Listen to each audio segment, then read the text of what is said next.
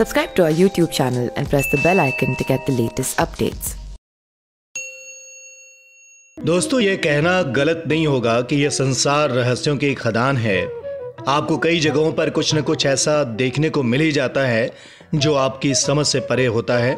कुछ चीज़ों का रहस्य तो हमारा आधुनिक विज्ञान सुलझा लेता है, लेकिन कई रहस्य ऐसे होते हैं जो सुलझाने में वैज्ञानिकों के पसीने छूट जाते हैं। ऐसे रहस्यों को फिर वैज्ञानिक भी छोड़ देता है क्योंकि ये अभी हमारे विज्ञान की समझ के परे होते हैं। लगभग 2000 वर्ष पहले भूमध्य सागर में एक जहाज डूबा था।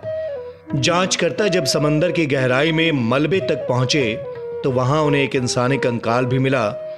जांचकर्ता इस इंसानी मलबे पर रिसर्च कर रहे हैं। उन्हें उम्मीद है कि यह कंकाल शायद क्रमिक विकास की परतें खोल सकेगा।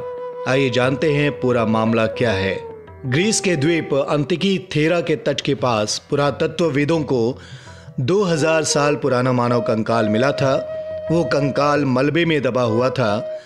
अब जांचकर्ता कंकाल से डीएनए निकालने की कोशिश कर रहे हैं।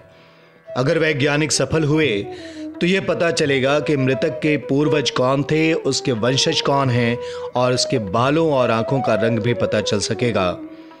आपको बता दें कि समुद्र में कंकाल आमतौर पर नहीं मिला करते।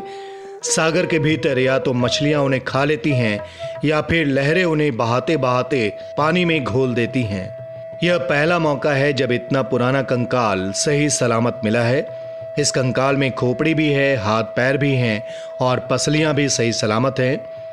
डेनमार्क के नेचुरल हिस्ट्री म्यूजियम के डीएनए एक्सपर्ट हॉनेस स्ट्रोएडर हैरानी से कहते हैं, ऐसा लगता ही नहीं जैसे हड्डियां 2000 साल पुरानी हैं। मैसाचुसेट्स के समुद्र विज्ञानी ब्रैडन फॉली के मुताबिक पुरातत्व विज्ञानी अब तक हमारे पुरखों द्वारा बनाई गई चीजों के जरिए ही इंसान के इतिहास पर शोध कर रहे हैं।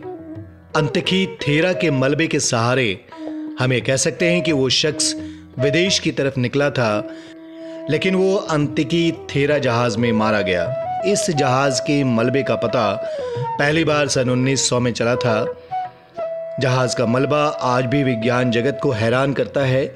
जहाज के मैकेनिज्म को दुनिया का सबसे पुराना कंप्यूटर सिस्टम माना जा रहा है। इस जहाज में लगा सिस्टम सूर्य, चंद्रमा और तारों की चाल की गणना किया करता था और दिशा और मौसम का अंदाज लगाते हुए आगे बढ़ता था।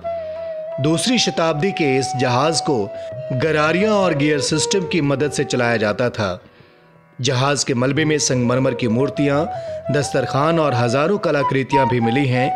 मलबे में एक और कंकाल भी मिला है, लेकिन तब डीएनए तकनीक इजाद नहीं हुई थी। अब यह जानना दिलचस्प है कि उस समय विज्ञान कैसे इतना उन्नत था कि ऐसे मैकेनिज्म बनाए जाते थे जो कई सालों तक सही काम करते थे और आज भी करते हैं। Subscribe to our YouTube channel and press the bell icon to get the latest updates.